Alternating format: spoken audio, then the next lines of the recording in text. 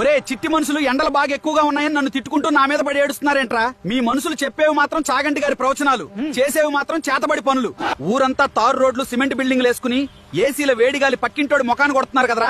ఇదంతా మీరే చేసుకుని మళ్ళీ సూర్యుడా కూలవ్వంటే నేను మజ్జిగ పోస్తానారా? మీరు వదిలిన పొగతో ఆకాశానికి మూతపడిపోయి నా వేడి కిందే ఉండిపోయింది. లోపల కుక్కర్లో బంగాళదుంపల్లా మీరే ఉడికిపోతూ కింద మంట పెట్టింది నేనే అన్నట్టు మళ్ళీ నా మీద ఏడుస్తారేంట్రా?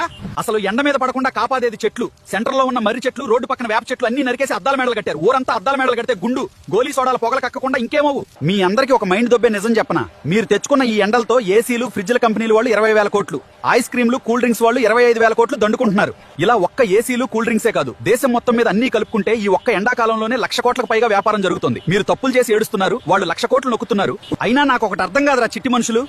ప్రకృతిని నాశనం చేసి మీరు చేసే తప్పుల్ని క్యాష్ చేసుకుని ఇంకోటి బిజినెస్ పేరుతో మీ జేబులు కొల్లగొడుతున్నాడు. 10 రూపాయల మొక్కకి కక్కుర్తిపడి ఏసీలకి, కరెంటు బిల్లులకి వేలు తగలేస్తున్నారు. ఫ్రీగా వచ్చే గాలిని వదిలేసి ఈఎంఐ కట్టే మీ లాజిక్ తగలయ్యా. తరువాత నన్ను తిట్టడం ఎందుకురా? సరే మరి నాకు టైం అయింది. పక్క దేశాల వాళ్ళని కూడా ఉడకబెట్టాలి. ఆ 10 రూపాయల మొక్క నాటండి. వెళ్లే ముందు లైక్ కొట్టి షేర్ చేయండి. మన ఏఐ టాక్స్ కంటెంట్ లో దమ్ముంటేనే ఫాలో కొట్టండి.